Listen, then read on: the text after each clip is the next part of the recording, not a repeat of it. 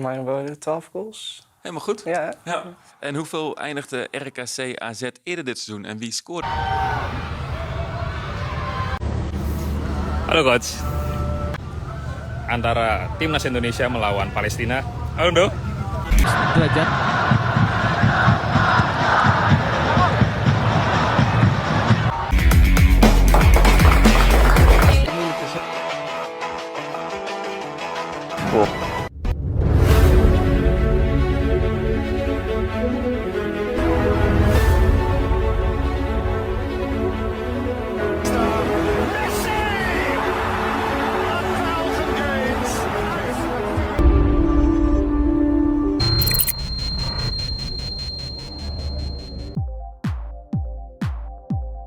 Eredivisie alias divisi teratas Liga Belanda musim 2022-2023 mencatatkan banyak pemain keturunan Indonesia yang terlibat di kompetisi tersebut. Ini jelas fenomena yang istimewa karena banyak pemain berdarah Indonesia yang mentas di level atas Eropa. Menurut data dari akun Twitter Football Talanesia ID, setidaknya ada 16 pemain keturunan Indonesia yang bermain di Eredivisie musim ini. Jika dijabarkan, FC Groningen menjadi klub yang paling banyak memiliki pemain keturunan Indonesia dengan total 3 pemain.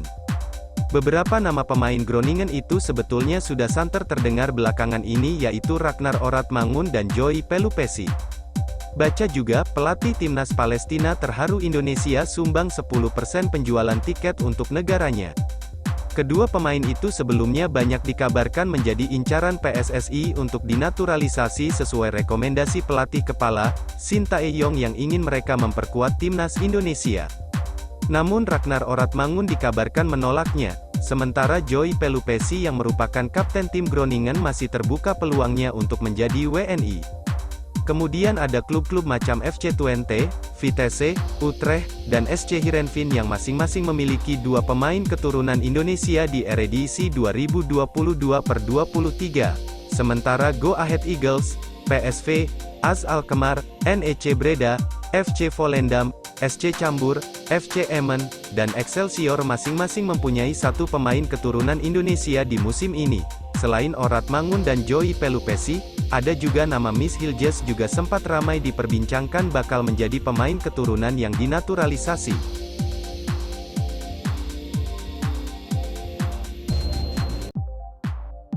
Rafael Struijk langsung membara, Timnas Indonesia vs Palestina imbang di babak I. Timnas Indonesia bermain imbang 0-0 saat berhadapan dengan Palestina dalam babak pertama laga bertajuk FIFA Matchday melawan Palestina di Stadion Gelora Bung Tomo, Surabaya, Rabu, tanggal 14 Juni tahun 2023. Babak pertama, ancaman dari Palestina pada menit keempat. Berawal dari umpan-umpan Mosa Farawi yang dikirim ke kotak penalti, bola disambut sundulan Mahmud Wadi. Sundulan Wadi masih melebar tipis di kanan gawang Syahrul Trisna.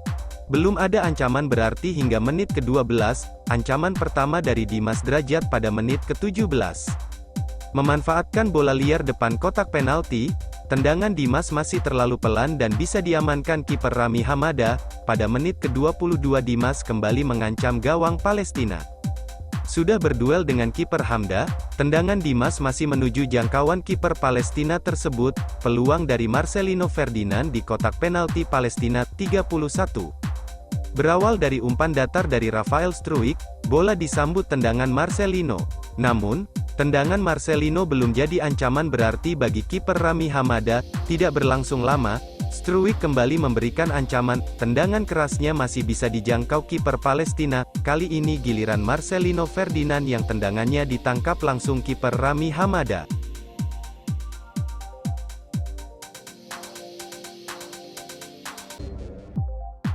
Sudah latihan keras, Sandy Walsh 3 kali gagal debut bersama timnas Indonesia. Kabar tak mengenakan datang dari pemain naturalisasi Sandy Walsh yang dipastikan kembali gagal menjalani debutnya bersama timnas Indonesia. Sandy Walsh resmi dinaturalisasi dan telah pindah federasi ke PSSI sejak November tahun 2022 silam. Namun, ia belum mendapat kesempatan bermain bersama timnas Indonesia.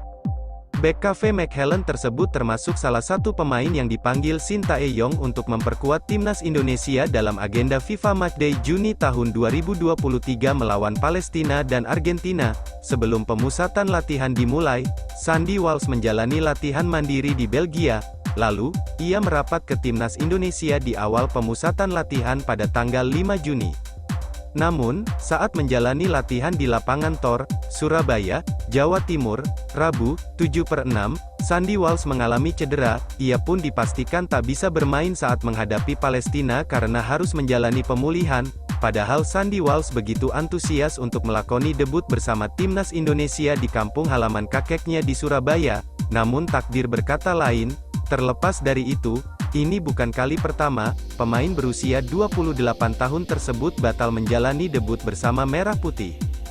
Pada FIFA Matchday Maret tahun 2023, Sandy Walsh tak bisa memperkuat timnas Indonesia karena dalam masa pemulihan akibat cedera yang dialami, namanya tak masuk dalam skuad Garuda untuk lawan timnas Burundi.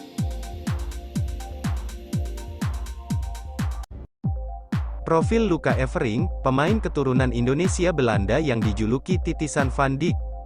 Luka Evering, pemain keturunan Indonesia Belanda yang dijuluki sebagai Titisan Van Dijk menarik untuk dikulik. Luka Evering memiliki kemungkinan besar berseragam timnas Indonesia di masa depan. Sebab, pesepak bola keturunan ini tengah meniti karir cemerlang di tim senior FC Twente. Jauh sebelum itu, Luka Evering mengawali debutnya bersama Akademi FC Twente pada 2012 lalu. Winger kanan klub si merah ini diketahui memiliki darah Indonesia. Seperti apa sosok Luka Evering? Berikut profil Luka Evering, pemain keturunan Indonesia Belanda yang dijuluki sebagai Titisan Van Dijk. Luka Evering mengaku memiliki garis keturunan Indonesia langsung dari sang ayah. Tidak heran profil Luka Evering menarik perhatian penggemar sepak bola Indonesia. Evering kerap dijuluki Titisan Van Dijk. Meski memiliki darah Indonesia dari sang ayah, ternyata Evering belum pernah bertemu dengan sang ayah secara langsung. Ia mengungkapkannya dalam satu wawancaranya, "Ya, ayah kandungku dari Indonesia, tapi saya tak pernah mengenal dia," ungkap Luka Evering. "Saya tidak tahu asal ayah saya dari Indonesia bagian mana. Saya hanya tahu kalau ayah saya diadopsi, setelahnya tidak tahu," tambahnya kemudian.